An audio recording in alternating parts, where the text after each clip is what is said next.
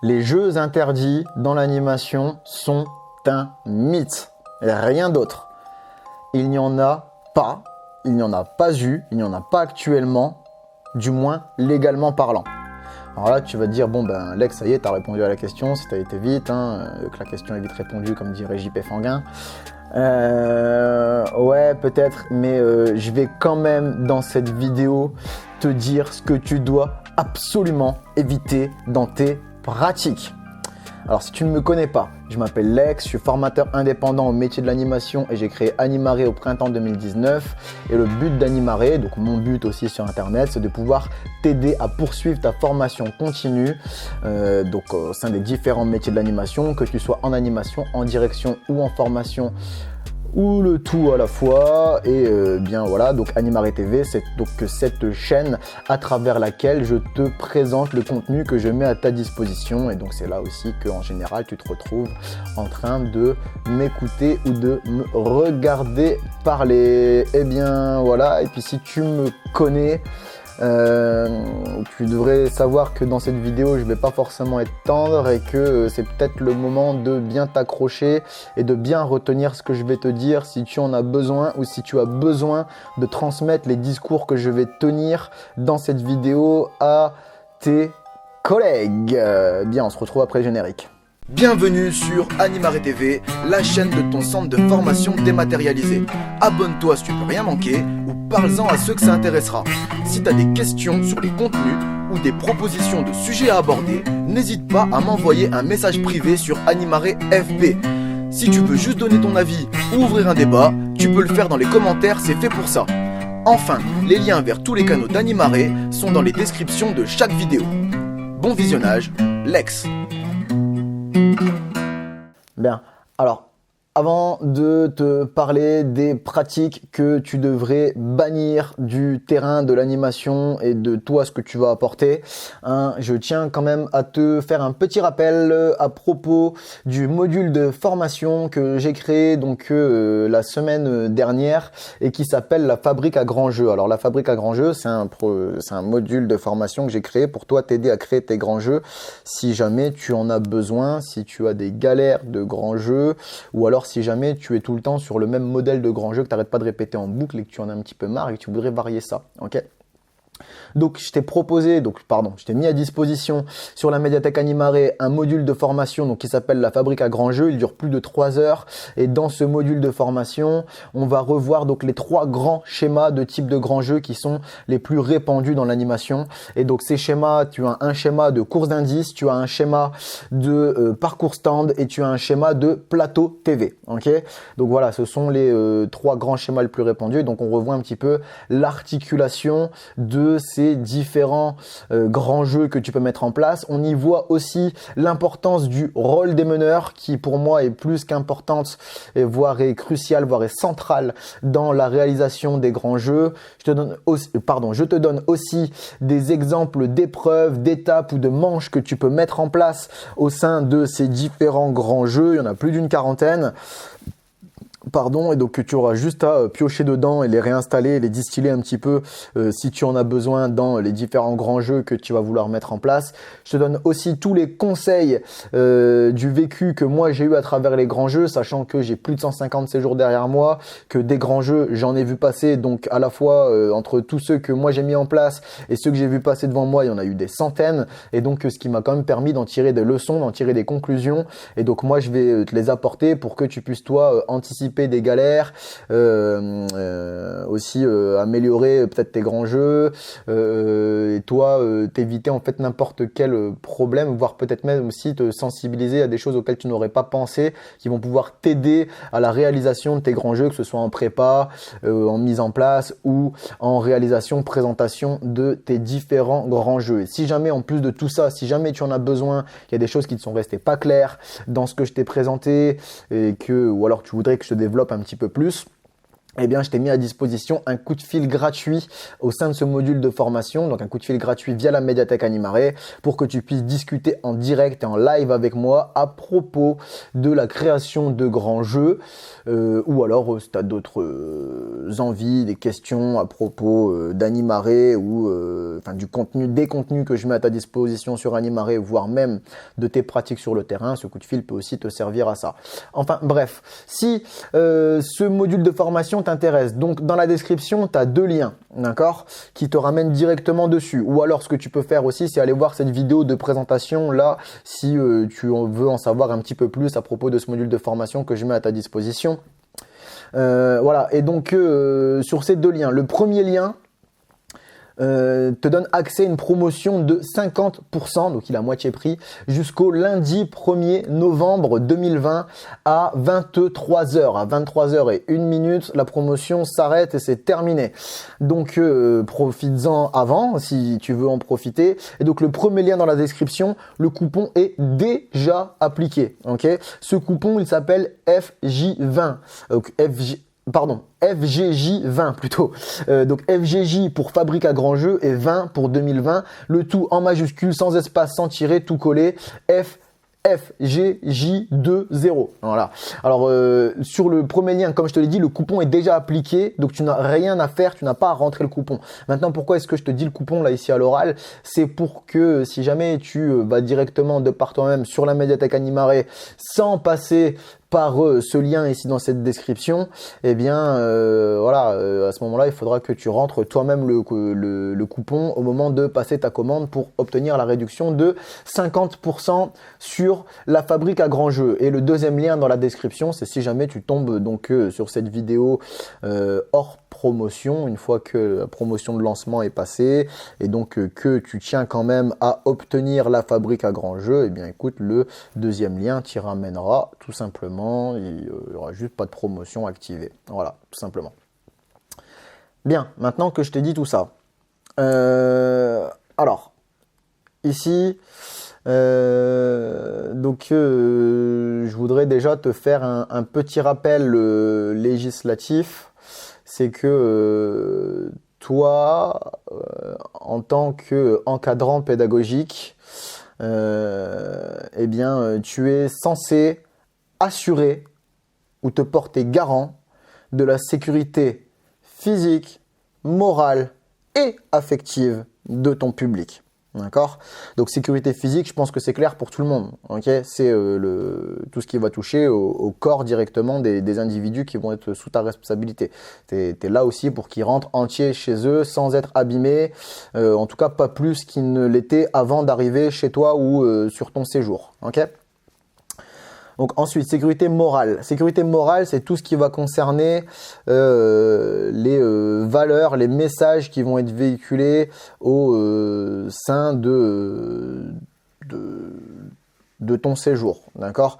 Donc par exemple, voilà, toi tu as une mission, c'est d'éviter les discriminations, tu vois, donc qu'elles soient physiques, culturel, spirituel, etc., etc. Toi, tu es aussi là aussi pour préserver chaque individu dans son intégrité, dans ses valeurs, dans ses pensées.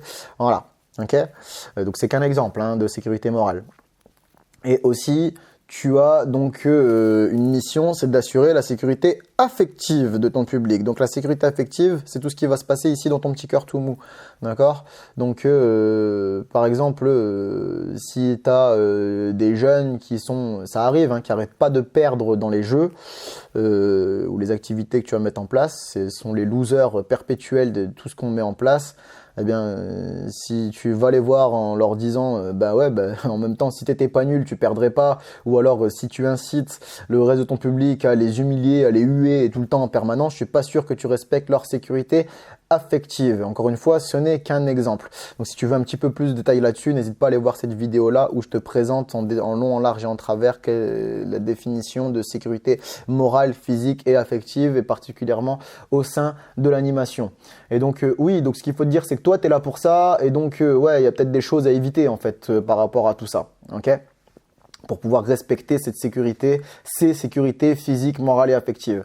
Alors ensuite, ce qu'il faut bien comprendre, c'est que tous les jeux, ou voire activités, peuvent être dangereux selon comment est-ce qu'ils vont être mis en place, selon comment est-ce qu'ils vont être menés, selon est-ce qu'on va trouver judicieux de faire telle ou telle action ou est-ce qu'ils vont être adaptés au public auquel on veut les présenter. Donc par exemple, tu vois, faire de la luge en soi, il y a rien de t'es au sport d'hiver, tu fais de la luge avec t'as des luges à disposition dans ton centre, il y a une pente sur ton centre où tu peux faire de la luge, il y a pas de souci, il y a aucune interdiction légale à faire de la luge sur une petite pente. Par contre, aller faire de la luge à moins de 3 mètres du bord d'une falaise, c'est moyen. Je dis ça parce que je l'ai vu. Hein. J'ai dirigé un séjour comme ça où les animes, c'est ce qui m'ont sorti comme connerie. Hein. Enfin bref. Donc n'hésite pas à aller voir cette vidéo si tu veux plus de détails à propos de ce séjour-là. Tu vas rigoler jeune, je pense. Okay. Par exemple, ce qui peut être aussi dangereux, c'est de mettre du matériel, des outils entre les mains des jeunes sans règles de sécurité. Par exemple, tu leur mets à disposition des cutters pour faire une activité manuelle. Donc il n'y a rien légalement qui t'interdit de leur mettre un cutter entre les mains. Okay. Maintenant, ce qu'on va te demander, c'est si jamais il y a accident, qu'est-ce que tu as fait, toi, pour pas qu'il y ait accident? Et donc, moi, déjà, ce que je te conseille, premièrement, déjà, la base des bases, c'est si toi, tu ne sais pas utiliser l'outil, tu ne le présentes pas. D'accord? C'est la base des bases. Mais oui, voilà. Après, derrière, quand on va mettre un cutter au milieu d'un groupe, si tu as un groupe d'une dizaine de jeunes, que tu mets 10 cutters en même temps, et que toi, tu es tout seul avec eux, et qu'en plus de ça, tu es sur ton téléphone pendant que eux sont en train de découper t'étonne pas derrière. T'étonne pas qu'il y ait des problèmes. Ok? Enfin voilà, bref. Aussi, voilà, tu peux avoir des jeux. Voilà, tu prévois un jeu sur un terrain exploité, et puis il y a des zones dangereuses dans ton jeu. Donc, par exemple, où tu as des débris, des amas, des bouts de verre, des tiges de fer qui en sortent, ou alors des jeunes, enfin des zones. Tu fais un jeu en zone urbaine, et puis il y a des zones à pas trop aller voir, tu vois. Donc, par exemple, moi, j'étais l'année dernière en colo avec des 15-17 à Bruxelles, et à Bruxelles, tu sais, il y a un quartier rouge, donc un quartier où il y a des prostituées derrière les vitrines. Si il y a des moments où dans tes zones de jeu, de terrain exploité, tu ne délimites pas des zones à ne pas aller, t'étonne pas qu'il y ait des problèmes non plus derrière, tu vois. Si tu as des zones dangereuses, il faut pas y aller. Tu vois, moi par exemple quand j'étais à Bruxelles, on faisait découverte de la ville de Bruxelles en autonomie pour les jeunes, enfin en autonomie, c'était avec des adultes dans leurs équipes, mais voilà, en gros, ils devaient découvrir la ville en se baladant dedans. Et ben on a tout fait pour éviter les quartiers rouges, tu vois, logique quoi. Enfin, après, si tu mets en place des jeux avec des règles pas claires, ben faut pas t'étonner non plus derrière que ça parte en live, tu vois, qu'il y ait des accidents, etc. Par exemple, si tu fais un jeu d'opposition, donc un jeu d'opposition, c'est des jeux où tu vas te retrouver en duel face à face. L'exemple typique du jeu d'opposition, tu sais, c'est quand tu vas te mettre un petit foulard de crépon ou en tissu, là ici derrière la ceinture, et tu vas te mettre en face à face et gagne celui qui récupère le foulard de l'autre. Le premier qui arrive à l'arracher à l'autre. Bon, très bien. Maintenant, si tu mets pas un minimum de règles, t'étonne pas que y ait des balayages, des souplesses arrière, des RKO, voire même de la frappe tout simplement, hein, des gauche-droite, gauche, low kick, elbow, genou. Selon le public que tu vas avoir, si tu mets pas certaines règles de sécurité minimum en place, ne t'étonne pas derrière que ça parte en live, d'accord? Donc ça c'est pour te dire que voilà, n'importe quel jeu ou activité peut être dangereux selon comment est-ce que ça va être mis en place en fait. Ok? Donc c'est aussi pour ça que il n'y a pas eu d'interdiction légale au niveau de certains jeux parce que tout jeu peut être dangereux. Ok? En tout cas, c'est la justification de l'État. Je te dis pas que c'est la mienne, c'est la justification que l'État a mis. Je pense que ça aurait été bien d'en interdire certains quand même. Mais bon, voilà. Du coup. Il y a quand même des choses, des activités, des jeux qui se produisent. Donc, pardon, je vais essayer de refaire une phrase un peu plus logique. Donc là ici, je viens de te parler des activités qui vont dépendre de toi, d'accord? De ce que toi, tu vas mettre en place dans l'animation. Et voilà, c'est vous les adultes, et toi et ton équipe d'animation ou ton équipe pédagogique qui allez prévoir ça entre vous. C'est vous qui allez apporter les activités. Maintenant, il existe des jeux qui sont traditionnels et qui se véhiculent de génération en génération à travers les publics jeunes, voire même dans la société tout court, tout simplement, et qui sont des jeux violents en fait. Donc ces jeux ils se transmettent entre jeunes, entre publics, entre générations, et je t'en ai un petit peu parlé si tu suis Animaré FB ou que tu fais partie de la communauté des animaristes, eh bien voilà, je t'en ai un petit peu parlé dessus avec le post de la gendarmerie du Rhône que je t'ai partagé en fait, voilà, et en fait voilà, entre eux, il y a des jeux qui transpercent les générations, qui les traversent, pardon, et que l'on retrouve régulièrement et qui sont des jeux hyper dangereux auxquels eux, quand tu vas leur dire c'est quoi ça, ce qui est en train de se passer, on va dire bah c'est un jeu. J'appelle pas ça un jeu, mais en tout cas c'est eux comme ça qui le défendent entre jeunes, d'accord? Alors, là, ici, je vais t'en parler et ça, il faut que tu les détectes et qu'après tu réagisses. Mais ça, on va en parler un petit peu plus tard, d'accord? Par exemple, tu as les jeux de non-oxygénation. Alors, les jeux de non-oxygénation, en fait, tu sais, voilà, le but, en fait, de ces jeux-là, c'est d'avoir des hallucinations, de voir des couleurs, des papillons, etc. Peut-être des fois de rentrer en transe, etc. Donc qu'on y croit ou pas, c'est pas la question, mais en tout cas c'est comme ça que c'est véhiculé parmi les jeunes quand ils y jouent. Par exemple, tu as ce qu'on appelle le jeu du foulard ou de la cordelette, où il faut retenir sa respiration le plus longtemps possible. Pareil, t'as le rêve indien. En gros, c'est le même genre de principe où en fait tu retiens ta respiration. On te met un objet qui va te retenir ta respiration, qui va t'empêcher de respirer. Et voire même là, en fait, si tu réfléchis un petit peu plus sérieusement, c'est au-delà de la respiration. C'est à cause de la jugulaire, tu as la montée de sang qui n'arrive plus au cerveau, ce qui fait qu'au bout d'un moment, tu tombes dans les pommes, tu vois. Dans les arts martiaux, on apprend que si tu coupes ici la montée de sang au cerveau à travers la jugulaire, en 3 secondes tu peux tomber dans les pommes et en 10 ou 15 secondes tu peux avoir des séquelles irréversibles, voire mortelles en fait, parce que le cerveau ne sera plus assez alimenté. Mais quand c'est bien serré là ici, ça va super vite, ok? Et donc voilà, ce sont des jeux. Ce dont je vais te parler, moi aujourd'hui j'ai 31 ans. Quand j'étais jeune en primaire, donc avant les années 2000, d'accord, donc ouais, je suis un ancien.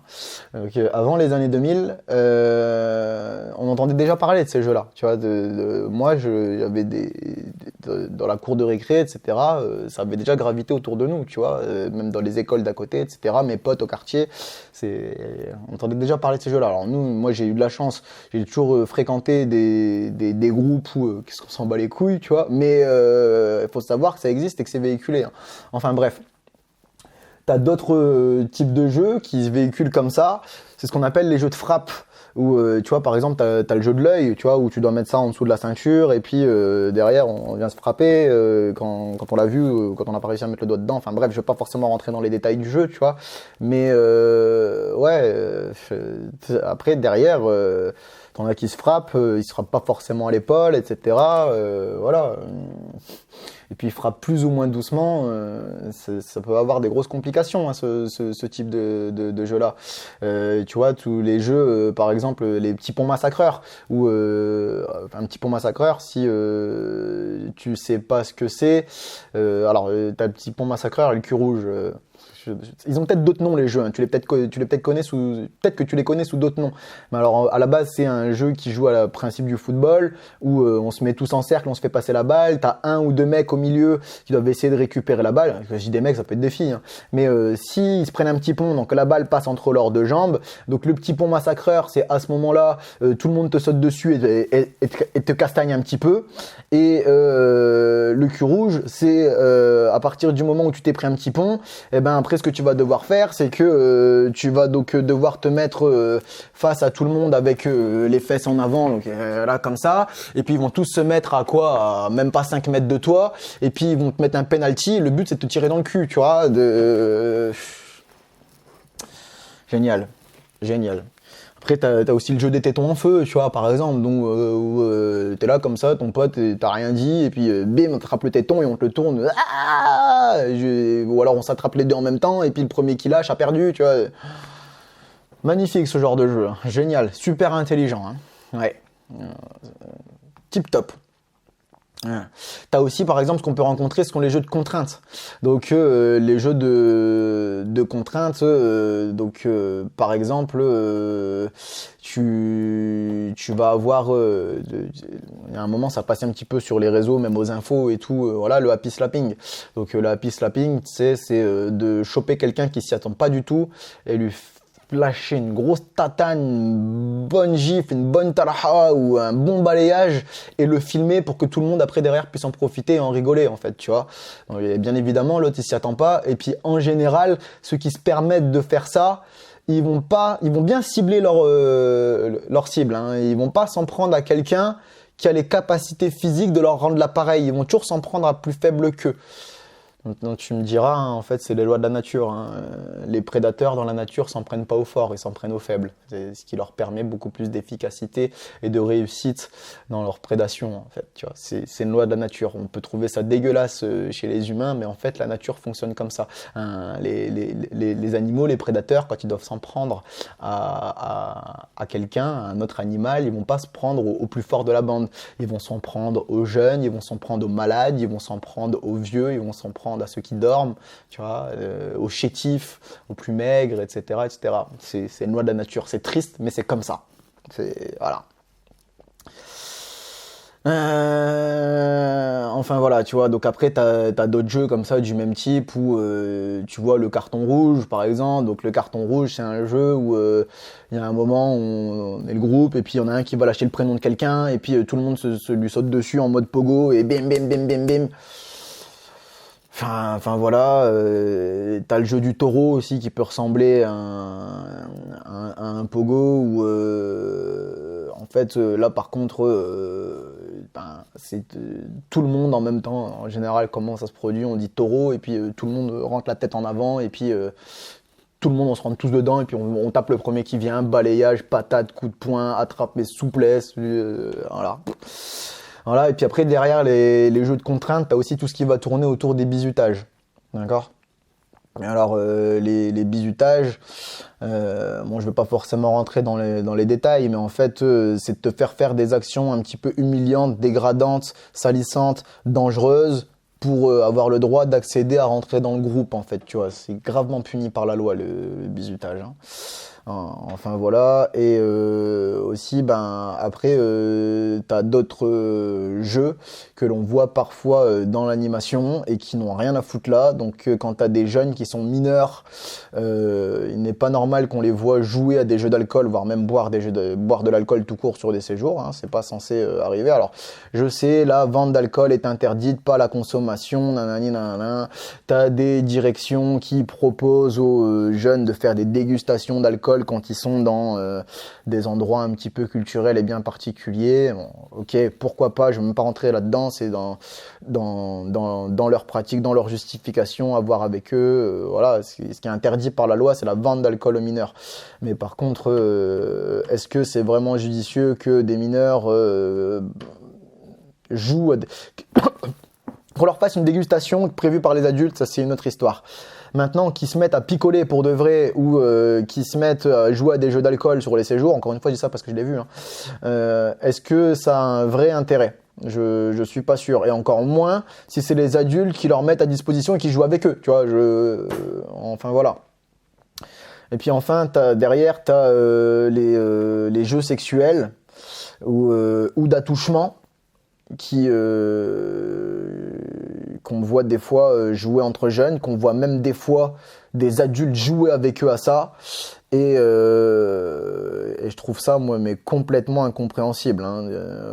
Voilà, donc par exemple, tu sais, le jeu de l'olivette, où le but c'est de mettre un doigt dans le cul de ton pote ou de ta pote, au moment où il s'y attend pas, en fait, tu vois.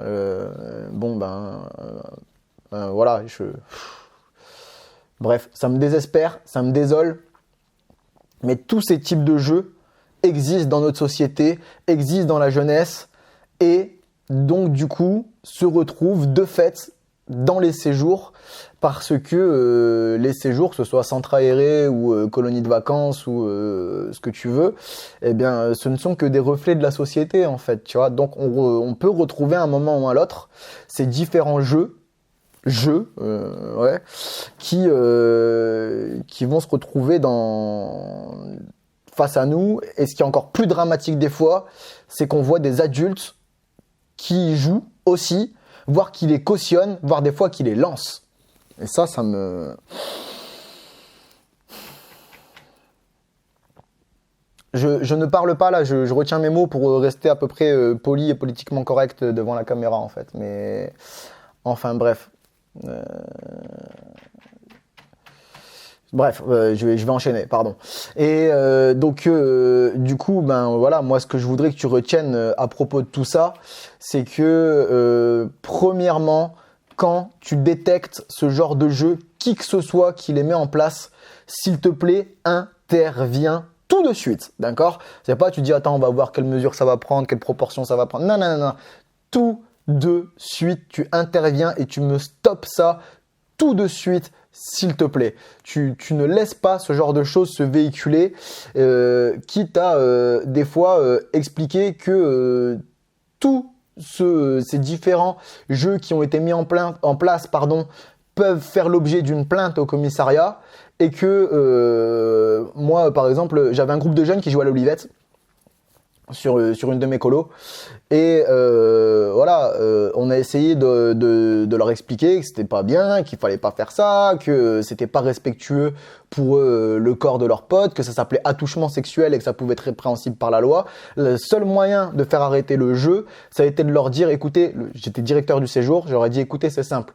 Parce qu'on leur a dit une fois, deux fois, trois fois, ils continuaient sous notre gueule. J'aurais dit, écoutez, c'est simple. Le prochain qu'on chope en train de jouer à ça, c'est commissariat, porte plainte, et on va voir ça avec toi, tes parents, l'organisme et tout le monde. Immédiatement, le jeu s'est stoppé. Il n'y a plus eu de continuation de quoi que ce soit. Voilà. Donc, ne pas hésiter à mettre un gros coup de pression bien dur, bien lourd face à ce genre de type de jeu qui, si on sait que toi, tu les as cautionnés et que tu n'as rien fait derrière, tu peux avoir de gros problèmes derrière. Hein. On dit qu'il n'y a pas de jeu interdit, mais ce genre de choses-là, autant que les jeux que toi, tu vas mettre en place où il y a des manquements de sécurité, etc., tu peux avoir des grosses conséquences négatives à aller faire un tour derrière les barreaux. Hein. Si jamais on sait que tu as mis en place, tu as cautionné, tu as laissé passer, tu n'as rien dit, voilà, il peut t'arriver des problèmes. Hein. Ok ? Et s'il le faut, donc moi je te dis, interviens tout de suite, tu laisses pas passer, tu laisses pas se véhiculer, tu laisses pas se propager, tu permets pas. Et si c'est des adultes qui y jouent, moi je pense qu'il faut leur remettre le nez dans le caca. S'il faut, tu les mets devant ma vidéo que je viens de te présenter là à l'instant, ou alors le gros coup de pression. T'as un contrat, tu veux qu'on aille voir ça au commissariat, on va voir ce qu'ils en pensent. Tu vois, voilà. Faut pas hésiter à être très dur, très ferme et tu sais, je suis plutôt en général pour la négociation, pour la discussion, mais il y a un moment où il faut dire stop, il faut arrêter les choses, et c'est aussi ça, faire respecter ta crédibilité et ton autorité aussi sur un séjour, tu vois. C'est voilà, je veux bien qu'on discute pour certaines choses et tout, mais là non, ça va trop loin. Là on discute pas, c'est comme ça, point barre, ta. Vous êtes sérieux ou quoi là? Non. Pas acceptable. En tout cas, pas ici, pas sur ce séjour. Donc, il faut, je pense que tu interviennes très rapidement. Et s'il le faut, si tu vois que ça a déjà pris des proportions, donc moi je te conseille d'intervenir avant que ça prenne des proportions trop grandes, tu vois. Et s'il le faut, n'hésite pas à faire un signalement. Tout simplement, tu fais un signalement, histoire que l'info remonte en plus haut lieu, en instance, et que derrière, il y ait des conséquences, et que les sanctions tombent et pleuvent, tu vois, tout simplement. Donc, si tu sais pas trop comment est-ce qu'on fait un signalement, que tu vois pas trop de quoi je parle, n'hésite pas à aller voir cette vidéo-là qui t'expliquera comment faire un signalement, et dont en plus, tu pourras retrouver un modèle de signalement gratuit sur la médiathèque Animaré. Donc, si tu en as besoin, n'hésite pas à le faire, et je te conseille, moi, de signaler, hein, si tu te rends compte qu'il y a des pratiques qui sont dangereuses, vraiment ce type de genre de choses, il faut surtout pas les laisser passer. Ne rien dire quelque part, c'est cautionner. Et donc cautionner, c'est être complice. Donc, si tu veux pas être complice, il y a des fois où il faut signaler.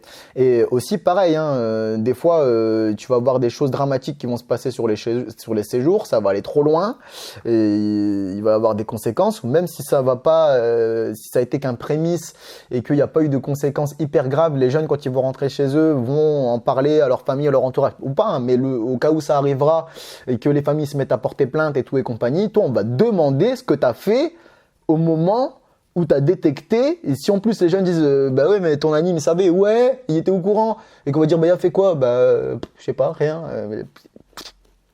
ça va te revenir dans les lattes, mais comme pas possible, hein.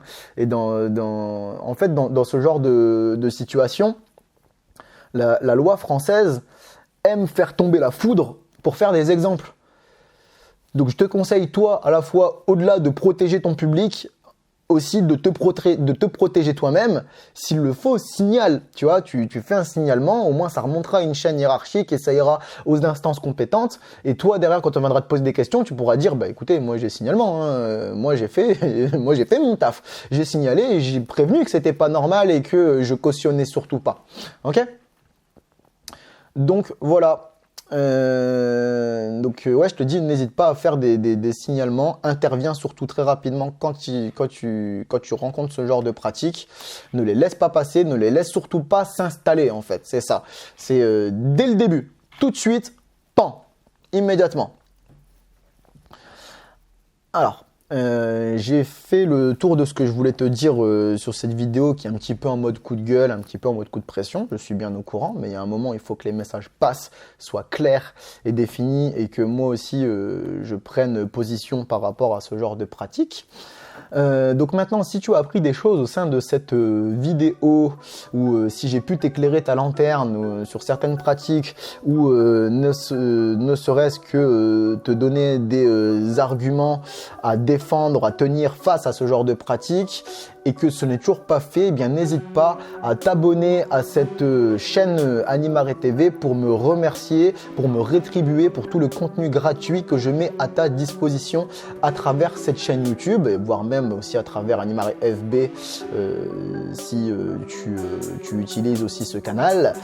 Voilà, maintenant si tu es déjà abonné et que tu ne veux rien rater, eh bien allume la cloche de notification que tu as à la place du bouton s'abonner une fois que tu es déjà abonné, hein, d'accord, du coup tu recevras du coup une notification à chaque fois qu'un nouveau contenu arrivera sur Animaré TV.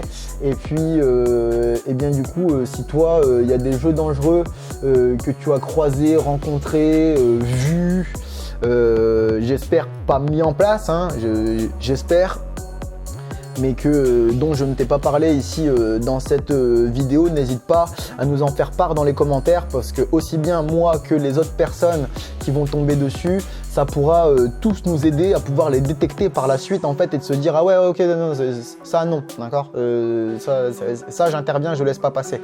Mais des fois il faut qu'on nous ait déjà parlé du jeu pour qu'on comprenne ce qui est en train de se passer, parce que les jeunes en général ce qu'ils vont faire, c'est qu'ils savent qu'il peut leur arriver des problèmes s'ils se font choper et tout, donc ils vont essayer de dissimuler les choses, donc ils vont essayer de faire en catimini, nanana. Et donc toi, le fait qu'on t'ait déjà parlé de ce jeu-là, ça pourra peut-être te permettre de détecter les signes, de se dire il serait pas en train de jouer à ça par hasard, d'accord. Donc n'hésite pas à nous faire part des jeux dont je t'ai pas parlé, et si toi t'en connais, hein, n'hésite pas à nous en faire part dans les commentaires, ça aidera tout le monde, on pourra tous piocher dedans et s'en servir pour les détecter et essayer de faire en sorte qu'ils soient le moins possible véhiculés au sein des séjours que l'on va tous encadrer. En attendant, s'il te plaît, bannis les jeux dangereux de tes pratiques, et si jamais tu les mettais en place, et en tout cas, ne les cautionne pas ni chez tes collègues, ni chez tes publics. Les jeunes comptent sur toi, l'animation en général compte sur toi, et moi aussi. Alors, si jamais tu as des questions et que tu veux une réponse immédiate, tu peux toujours me passer un coup de fil via la médiathèque Animare. Si tu prends un coup de fil public, on peut modifier tous les éléments qui permettraient de t'identifier, si tu veux évidemment. Les liens sont toujours dans la description de chaque vidéo. À bientôt, Lex.